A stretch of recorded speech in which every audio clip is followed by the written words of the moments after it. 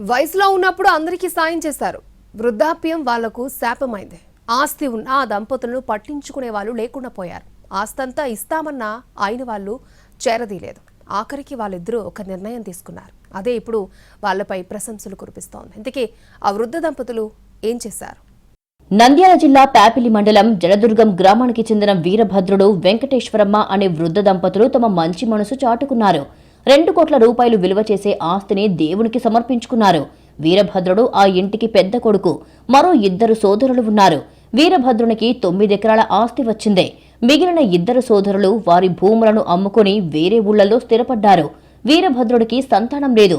పొలంలోనే గుడిసె వేసుకుని బావిని తవ్వించాడు. ఆ పొలాన్ని సాగు చేసుకుంటూ జీవనం సాగించింది ఆ కుటుంబం. వీరభద్రుడు సమయం వచ్చినప్పుడు సోదరులకు చేదోడు వాదోడుగా ఉంటూ వచ్చారు. ఒక సోదరుని కుమార్తెకు సొంత ఖర్చులతో వివాహం చేశాడు. మరో సోదరుణ్ణి అవసరానికి ఆదుకున్నాడు. అయిన వాళ్లెవరూ వీరభద్రుని దంపతులను కనీసం పలకరించటం లేదు. తమ బాగోగులు చూసుకున్న వాళ్లకు ఆస్తి మొత్తం ఇస్తామని చెప్పినా బంధువులు స్పందించలేదు. దీంతో ఆ వృద్ధ దంపతులు తీవ్ర మనోవేదనకు గురయ్యారు. మంచాన పడితే చూసేవాళ్లు ఎవరని బాధపడ్డారు. వీరభద్రుని పొలానికి సమీపంలోనే మాధవరం అనే గ్రామం ఉంది. ఆ గ్రామంలో రాములవారి ఆలయం ఉంది. తన ఆస్తి మొత్తం రామాలయానికి రాసిచ్చేస్తే ఎలా ఉంటుందని ఆలోచించారు వృద్ధ దంపతులు. మాధవరం గ్రామ పెద్దలను పిలిపించారు. దేవాలయానికి తమ యావదాస్తిని రాసిస్తానని, తమ బాగోగులు చూసుకోవాలని కోరారు. మాధవరం గ్రామ పెద్దలు కూడా అందుకు అంగీకరించారు. దీంతో 2 కోట్ల ఆస్తిని రాసివ్వడానికి ఒప్పందం కుదిరింది.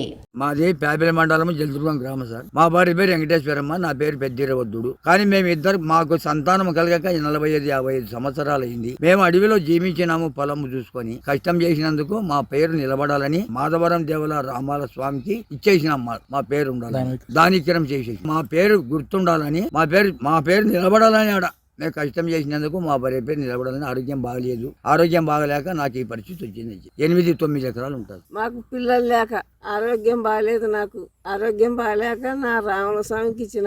ఎవరన్నా చూసుకొని దేవుడే మాకు దిక్కు. 8 గాని 9 గాని ఉంటుంది. వీరభద్రుని ఆస్తి దేవునికి ఇచ్చేయాలని నిర్ణయించడమే తరువాయి ప్యాపిలి రిజిస్ట్రేషన్ కార్యాలయానికి వెళ్లారు. మాధవరం పెద్దల సమక్షంలో రాములవారి దేవాలయానికి 2 కోట్ల విలువ చేసే 9 ఎకరాల పొలాన్ని విరాళంగా రిజిస్ట్రేషన్ చేయించారు. అందుకు సంతోషించిన మాధవరం గ్రామస్తులు వీరభద్రుని దంపతులిద్దరిని తీసుకుని వెళ్లారు. గ్రామంలో బ్యాండ్ మేళంతో ఊరేగింపు చేసి సన్మానించారు. ఈ వృద్ధ దంపతులకు తమ గ్రామం ఎల్లవేళలా అండగా ఉంటుందన్నారు. వాళ్ళు చేసిన దానాన్ని గుర్తుపెట్టుకుంటామన్నారు గ్రామస్తులు. జలదుర్గం రెవెన్యూలో ఉన్నటువంటి జలదుర్గం గ్రామ వాస్తవులు ఉన్నటువంటి బచ్చు వీరభద్రుడు గారు, వారి సతీమణి బచ్చు వెంకటేశ్వరమ్మ గారు ఇరువురు కలిసి వారికి ఉన్న యావదాస్తిని మా ఊరి రాముల గుడికి, మాధవరం గ్రామం అయినటువంటి మా ఊరు రాముల గుడికి దానం చేశారు. కలియుగ దానకర్ణుడిగా మా ఊరికి రాముల గుడికి ఆయన యావదాస్తి మాకు రాయించినందుకు మాకు ఎంతో సంతోషం. ఈ మా గ్రామం ఉన్నన్నాళ్ళు ఆయన యొక్క పేరు తలుచుకొని ఆయన పేరు మీద ప్రతి సంవత్సరం ఏదో పూర్వకంగా కంపల్సరిగా గ్రాండ్ గా సెలబ్రేట్ చేస్తాము.